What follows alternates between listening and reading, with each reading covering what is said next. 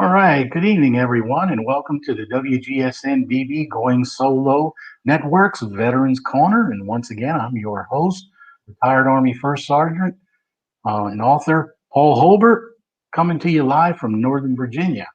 We're here to connect U.S. veterans and allow them to share their experiences and their families and how they've made adjustment back to civilian life and how their military service has affected their lives and what they're doing within their communities. Before we get started, I just want to say a big thank you to our show sponsors for tonight, Nationwide IT. Nationwide IT is a veteran-owned information technology and management consulting company designated 8A by the U.S. Small Business Administration and the Certified Disabled Veteran-Owned Small Business. CK Park and his crew deliver first-class services and support to any client in the federal government and private sector. So you'll see their website on the screen during the show. Visit their website, or you can call them at 703-750-0453. So again, we want to thank CK and his crew for sponsoring our show tonight. So as we get started, first I want to introduce our guest tonight, Fawn Victory Freeman. And there's a reason why I kind of threw that middle name in there, and we'll talk about that in a minute with Fawn. But Fawn has actually served the country as a career federal employee, and she makes her home with her family in Northern Virginia. She's been together with her husband Paul for 40 years, if you can imagine that, and they have two daughters and 5 incredible grandchildren. So welcome to the show, Fawn. Thank you, Paul. Yeah, we're glad to have you on. And this is a little unique in a way because, first of all, this is only the second World War II guest that we've been relating to on the show. So we're really happy about that.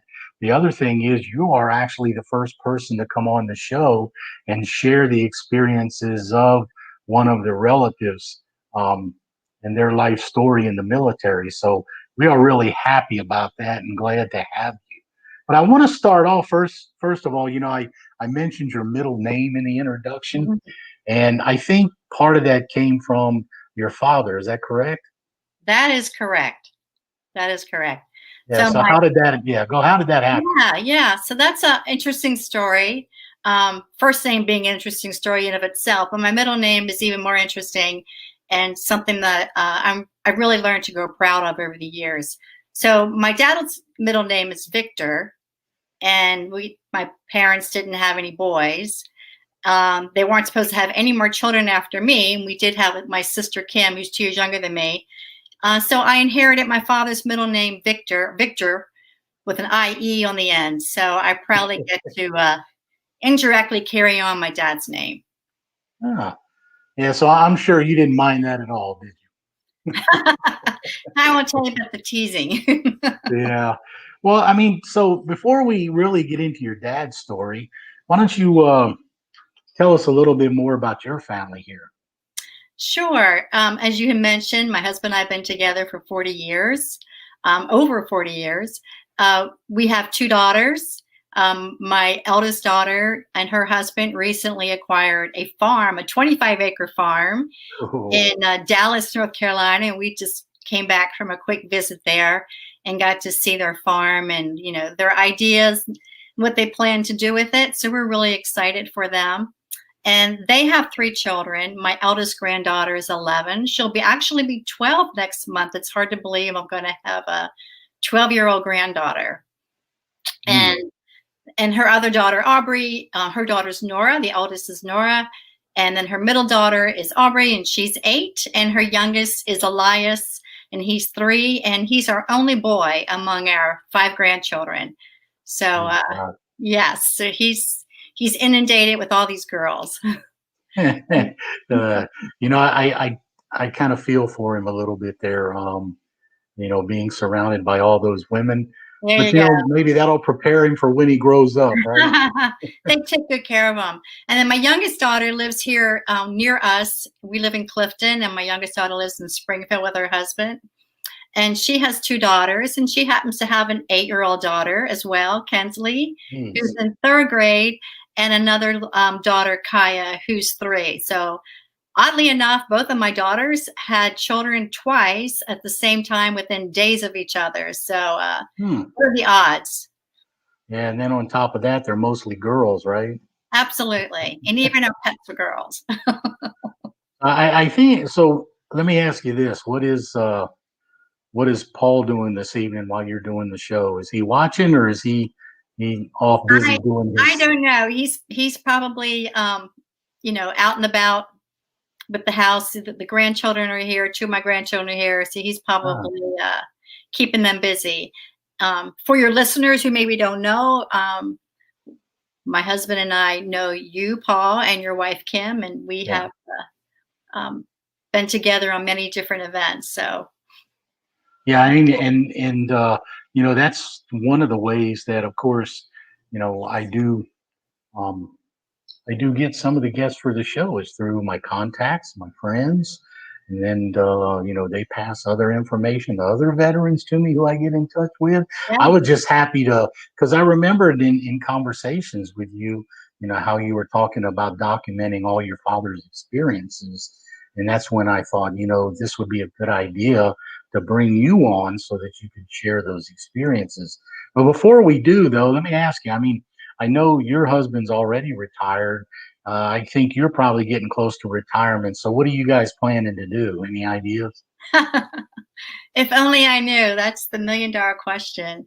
Uh, Uh, yes, my husband's been retired for a while, and he's been diligent at taking care of our home here and keeping us safe and sound. Um, I don't know that we have definitive plans yet. yeah. We have two daughters. Like I said, one in North Carolina. My youngest daughter would eventually maybe like to move south as well.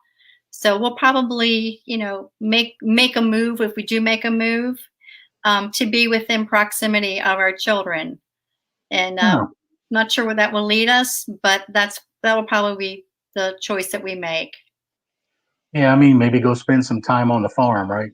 You bet. We had fun on the farm. Uh, Yeah. for Yeah. those who don't, for you who maybe you don't know, but my Paul is a kid at heart, and he has a museum almost downstairs in our basement of old toys from back from the 30s, maybe to the 60s, 70s, of all different sorts. And he also has mini bikes and go karts. So uh, Hmm. we took them to the farm, and we were at my daughter's farm. We kids rode the mini bike, so did we, and other folks. Actually, one of their former neighbors that they had is a mechanic for Joe Gibbs, and Joe Gibbs has a NASCAR down there in Yeah. Charlotte. So he came over with his family, and he brought an ATV, actually two ATVs. So we were trucking around on the farm on ATVs and mini bikes, and just having a grand old time. Well, it sounds like whatever you're going to do, you're going to have fun. Um, but I wanted to. I know that you've been working on this project for a while. Recording your dad's experiences, and I know trying to preserve them for your family. It's kind of a unique way, I think, that how your father joined the Navy at what I think 18, and it had something to do with his brother, didn't it? So why don't you share that with us? Yeah, this is to me a really story, a humbling story from my perspective. And before my dad entered the service, his brother was in the Army, and he had wrote my dad. And I don't know how far out he wrote my father, but he wrote my father, and he told him, he said, "Don't go in the Army." Hmm. He said, "Go into the Navy or the Air Force, because you'll get a place to sleep and you'll have a meal to eat." Uh, My dad heeded his advice and entered the Navy.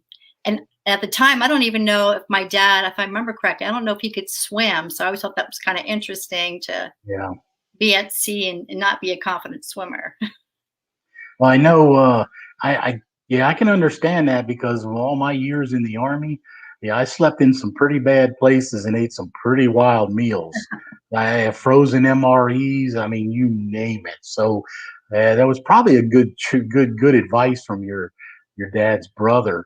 So when he enlisted at 18, but his brother went on to to receive a Purple Heart and stuff too, didn't he? Before he left the service. He did. Well, his brother received a Purple Heart actually about 70 years after he got out of the service when he was 90. Oh, Yes, he also received a POW medal as well, and oh, okay, yeah. another medal as well.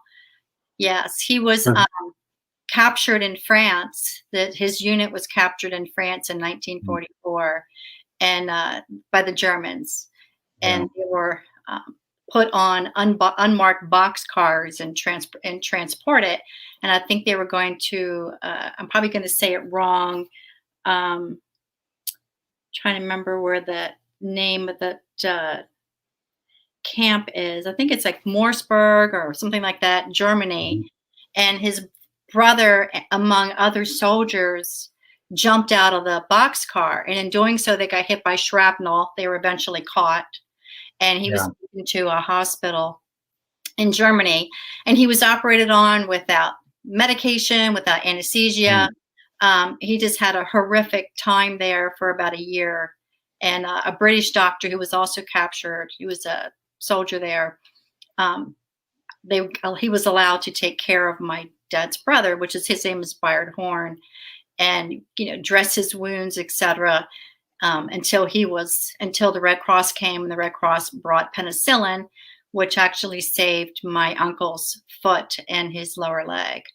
Yeah. So he took him. God, so he got his medals way after the fact, huh? It was way after the fact. Way after Yeah. the fact. Yes. And you see those stories all the time. It's kind of funny because about 7-8 years after I retired, I got a box in the mail from the Department of the Army for a medal that they told me that I was supposed to have, a Korean service medal. And it just showed up in the mail with a set of orders one day from the Army. And I thought, well, this is wild. So if you don't mind me asking, though, how did he receive those? I mean, did they call him in and give them to him, or did So they yeah. just send them? So no, he wasn't sent anything in the mail. There was actually a gentleman who befriended him and heard Uncle Bayard's story, and he made it his quest to help track down and to acquire his Purple Heart. And it wasn't an easy, task by any means. Yeah. And it was this gentleman's pursuit.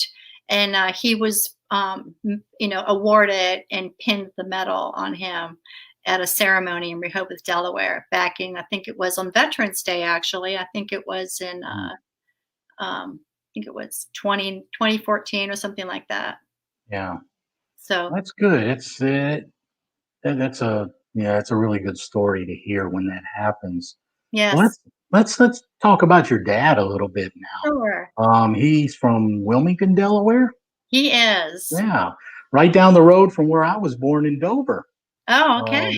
So yeah, we were neighbors in birth, so to speak, I guess you could say. But I know he finally, after getting the letter from his brother, he decided to go join the Navy. Yes, he did. Yeah, at 18. He was not quite 18. Ah, Yes. yeah. He Did was he pull a fast one on him and get into flying training? They took him anyway. He was about, if I remember correctly, about 21 days shy of his 18th birthday. He actually went on May 10th when he enlisted. And my birthday happens to be May 10th. So that's kind of a cool, it's the only reason I remember. We have the same birthday. I have the birthday of his enlisted day, which is kind of cool.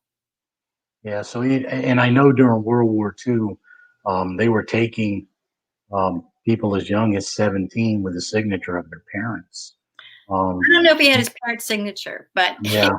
Well, he was probably close enough to that age where they say, "Okay, come on," because you're right there in World War II, and of course, they were drafting people, and if he went down and wanted to sign up.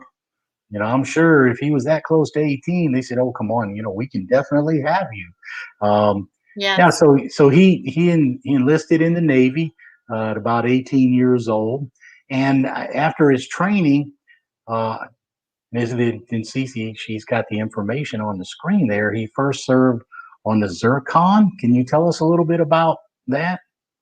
Yeah, so the zircon's really a cool story, and it's a story that my dad has fondly told many times when I've inquired about it. So the zircon was actually a yacht, and it was owned by Frederick Fisher.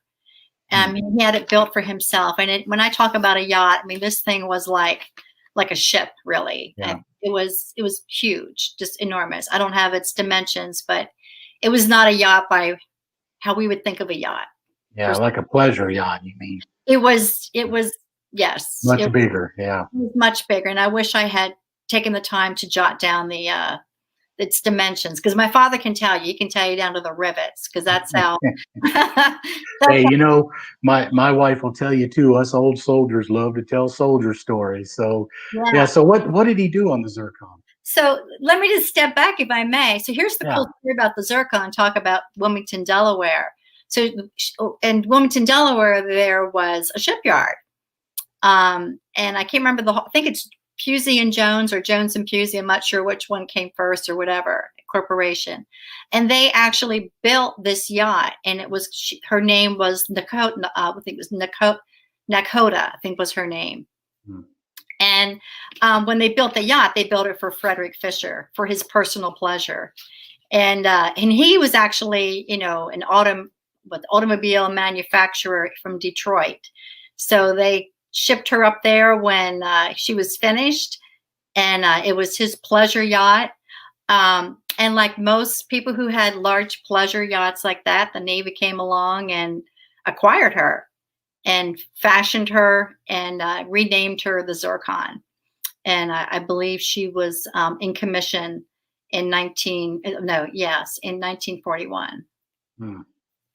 And my Okay. father was on her in 1944. Yeah. So he started his naval career there on the zircon. And what did he do on the ship? On the Zircon, he was I'm probably say it wrong. He was I don't know what the term is, but he Well, worked on. just to the best of what you Yeah, can remember. I don't want to put you on the spot for no, it's technical okay. terms, And but that's all right. Go ahead. if Dad was listening, he'd be like, "I've told you what that term is." He worked on his career before he came in was in sheet metal. So he was like worked in there as a ship fitter in sheet metal on the Okay. ship. And I'm sure he had many other. He tells of many other things he had to do in addition to that. So Well, let me ask you this: did he ever say anything about the food on the zircon? he did, in Yeah. fact. So the Zircon, he talks about the cooks, and I actually have pictures of the cooks. And he said, first of all, the yacht itself was just exquisite, just a piece of beauty. And it was the only ship that he was on that was a piece of beauty. All the others were nowhere near compared to what she was. And the cooks were just fabulous. He said that the meals were better than the 5-star restaurant meals. He says they just had fabulous cooks that took good care of Wow. Well, I wish I would have had some them. 5-star mess sergeants when I was in the Army. That would have been nice. I think that was Um, short-lived.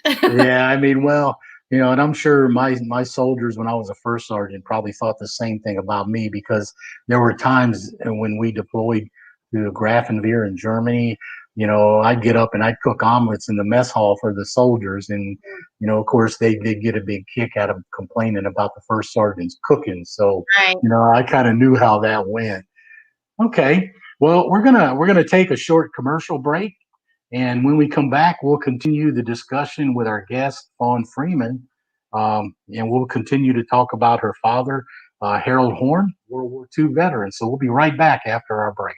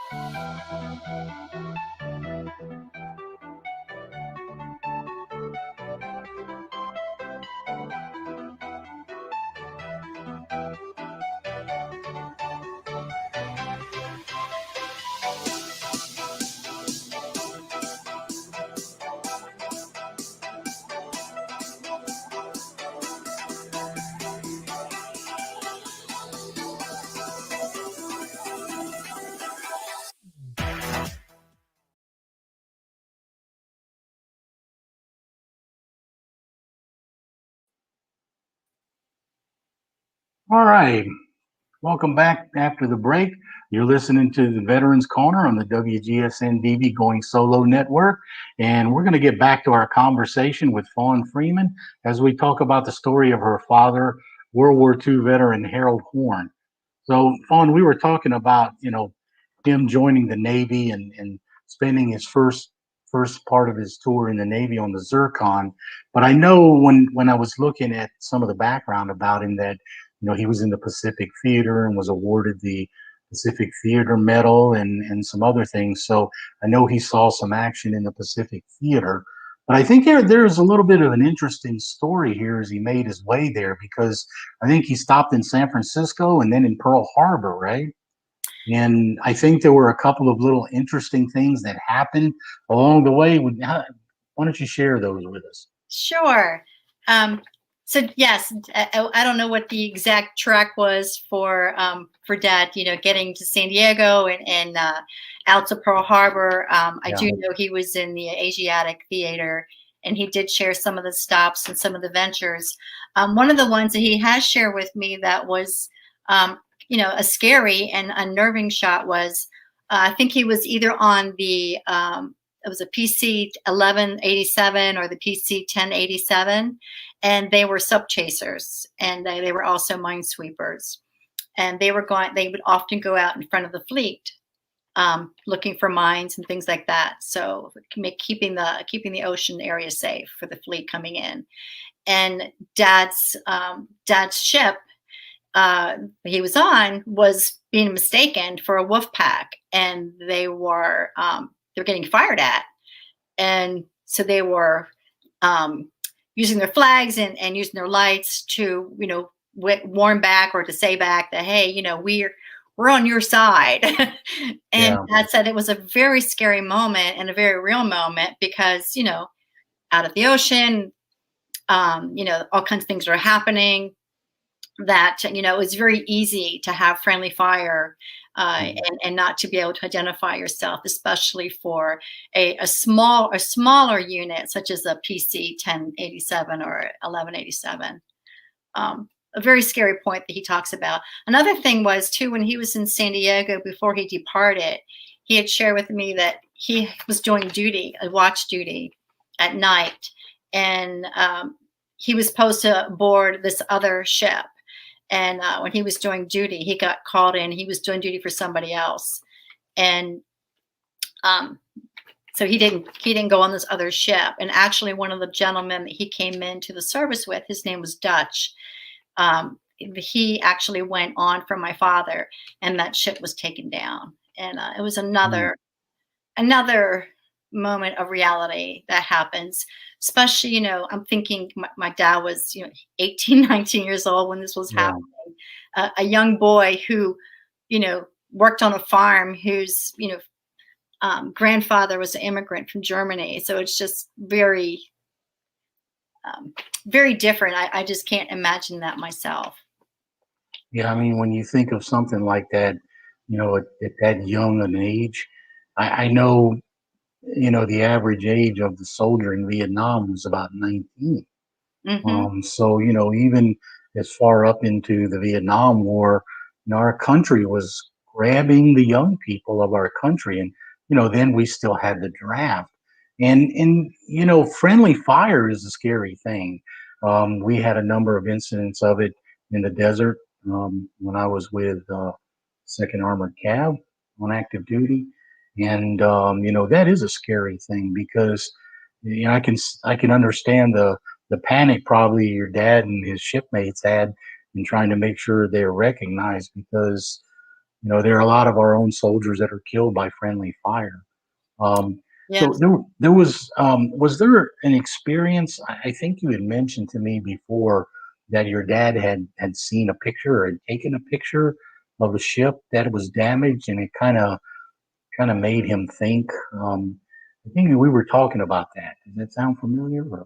Yeah. So actually, Dad was on a transportation ship to come Mm, back, and this was the end of his tour, and they were in Pearl Harbor. I believe it was Pearl Harbor. They were on a transportation ship, and I have pictures of it. And it's a Japanese ship that they were. All the men were sitting on this transportation ship, almost looking like sardines, just kind of stacked up. All the soldiers, and yeah, Dad says he was, had to be on the outer rim and saw the Japanese warship, and he was they were just amazed. They were all kept looking and at the ship because they just couldn't believe it was even still afloat because it mm, had mm, been, you know, battered a lot. yeah, yeah. So Yeah. how was his homecoming when he finally was able to leave the Pacific Theater and come home? How was his homecoming? What did he share with you about his homecoming? Yeah. So I did ask Dad about that. And you had mentioned earlier, what got me interested. I don't know if you want to ask me about that later, but I did ask him about his homecoming, Hmm. and he said there was no fanfare, there was no homecoming. Mm, When he came into New York, and he got a stipend. I think it was like $277 was yeah, the payment that he got, yeah. and included in that payment was like $7 and some change for travel. Oh, wow. He took transportation like a train, and then Mm, he had to, walk a distance because the train doesn't go to his house. And he came home and told his parents, like his mom, I'm home, and was like, okay, get to work and take care of the horse or whatever.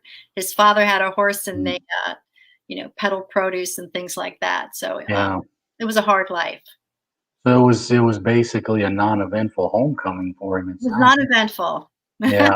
So is that kind of what drove you to make sure that you wanted to, record his legacy for your family, or what is that what brought you into it? That's not exactly what brought me into it, but it's certainly an element of it. Uh, you know, Years ago, I was started asking my dad about his time in World War II, and he didn't want to talk about it. Yeah. And I would just, not press him for it, but I would just say, hey, tell me about this, tell me about that.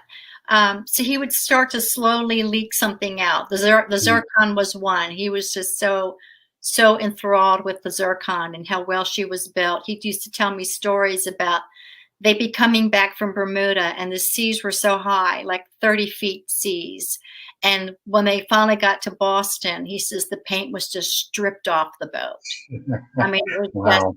like they were hanging on, with dear life. But he said she was such a fine sailing ship that she just always made it. She patrolled up and down the East Coast, sometimes as far down as Trinidad. Yeah. Um, she had a lot of different missions, but that was a ship I remember a lot about. So I just kept asking him about it, and finally I said, "May I just interview you?"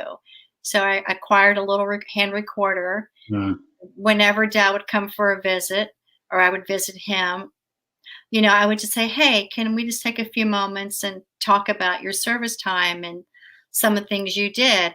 And in the meantime, I started going to honor flights and seeing, these soldiers coming in from honor flights, some who couldn't yeah. walk, some in wheelchairs, Yeah. some who had nobody. And I just told Dad, I says, hey, this is really, you're kind of obligated to tell the story. And he would Yeah. say, no one wants to hear my story because I'm not a captain or whatever. And I says, no, people don't want to hear the fish story. They want to hear your story, Yeah. your folks from you. So he started slowly telling the story. And eventually he gave me his hat. This was the hat that he came home in. And Uh, he bequeathed this to me several years ago. It yeah. still has his name stamped in it. He wrote his name in it. As you can see, the V is always a prominent thing in our family. Yeah. And then Yeah. his name is stamped, still stamped here from his Navy days. Wow. So what a treasure. Yeah. Good something memento to pass on Yeah. to your kids too later on and grandkids to keep.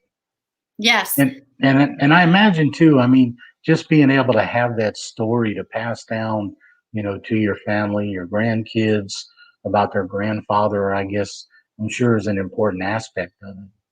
Yeah. And also, a few years ago, a gentleman named Patrick Powers texted me out of the blue.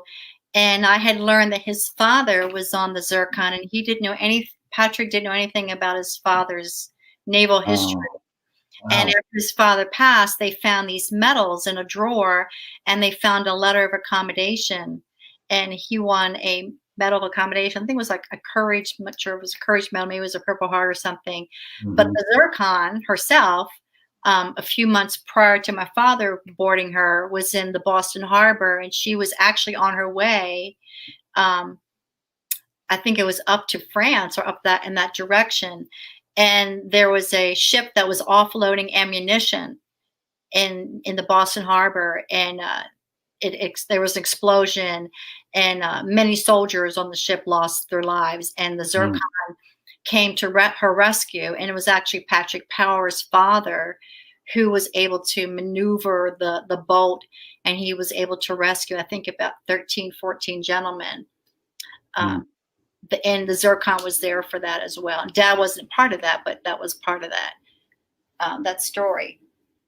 Yeah, I mean, so it sounds like you've really, really developed a pretty good history. And I have to say, I really think it's a great thing that you're doing. Um, I really wish that, I had an opportunity to do that with my father because I lost him when I was 5 in a military training accident. And, I often think about, what things would be like now when he's around. So I think it's really, really admirable that you're trying to take the time to get all this information out of your father and his experiences so that you can pass them down to your family. So what is your dad doing? Well, what did he do when he spend most of his life with the farm, or what did he do after that? Mhm. No, he went to sheet metal. Um, that was his trade before he came in, and I'm sure he uh, was able to continue that skill set. Being Yeah, on a large ship, you have lots of opportunities to do that. I think sure. that's why he knew all the rivets on most of the ships he was on.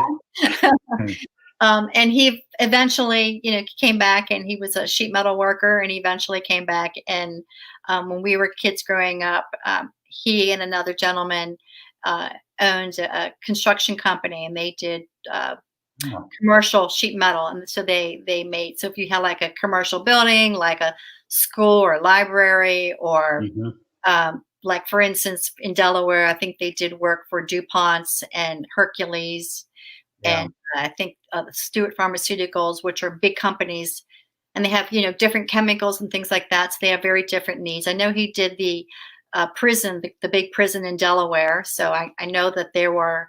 I remember when he was doing that, I helped um, with some of that effort. So I remember when he was, they were designing the heat ducts and so forth. They were also putting in precautions so folks couldn't climb through the heat ducts and escape. Yeah. Yeah. So let me ask you this. I mean, oh my gosh, he's done all that, spent the time in the Navy in World War II. He's now raised a family. He's now retired, and I know that you try to spend as much time with him as you can. So how is he doing now? Thank you for asking. So, sadly, my father has acquired dementia Yeah. that has, in the past years, been progressively getting, worse. Mm, Uh, so I'm really grateful that the times I was able to interview him, he was able to, recall those fond memories, those essential memories. His memory is not at all what it used to be. Yeah. And he has, good days, bad days, good moments, bad moments. Dad's 94. Mm. God willing, he'll be 95, and his birthday is actually on Memorial Day. So Yeah. his birthday's on May 31st. So how monumental is that? So Yeah, it's, we always wish him well. And yes, when I get the opportunity to see and visit with him, I so enjoy it. And I think more so what I enjoy now is that he recognizes me still, and he knows my name, and mm. that in of itself is just super rewarding. So do you think you'll have an opportunity to sit down and play the show for him so that he can I see? Or certainly hope so. I hope he's watching it tonight with my mother. I'm not sure. oh, Yeah. okay, okay, Usually folks who have dementia, the you know the evening hours sometimes can be very hard for them. yeah. Well, I mean, at least you'll have it recorded for Yeah. him, and you'll be able to sit down with him whenever you get a chance if you didn't get to.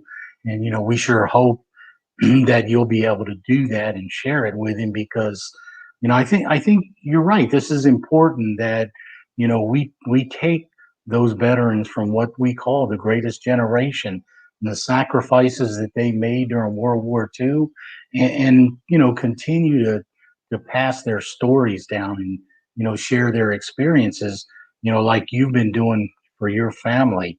So I want to thank you for taking the time tonight to come on to the show and share your dad's story with us.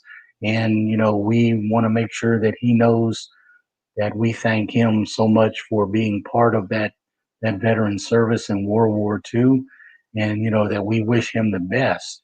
So I hope you'll relay that message to him as well. I certainly will. And I want to thank you, Paul, for giving me the opportunity to come on and share my father's story. Yeah, I mean, it's been really good. And like I said, I think we need to continue to do more of this. So, Vaughn, thank you very much for coming on, and I hope to be talking with you again soon. You bet. Have a All great right, evening. thank you, Vaughn. Mhm. All right, you've been listening to the WGSN-DB Going Solo Radio Network. I mean, internet network. And before I go tonight, though, I do want to remind everyone, for you veterans out there, if you're looking for assistance, go to the VFW.org. The VFW has a lot of new programs in place, including financial assistance for veterans, learning assistance, homeless assistance, and just general emergency care and emergency contact services. So if you're a veteran out there and you're looking for help, you're struggling with something, if you don't want to go to the VA, please contact the VFW. Their information is here on our screen because no veteran should be left alone after you've served your country. And you should not be left with help. So there's help out there, and make sure you reach out for it. So I want to thank you again for joining us tonight on another episode of our show. Veterans, we want to thank you as always for your service to our country and to your families for enduring that service and helping you serve. I'm your host, retired Army First Sergeant Paul Holbert, and I would like to invite you to visit theliteraryvet.net, my author's site, if you'd like to see my books, and the WGSN-DB Going Solo Network at goingsolomedia.com for more information. So thank you and good night, and we'll see you on the next show.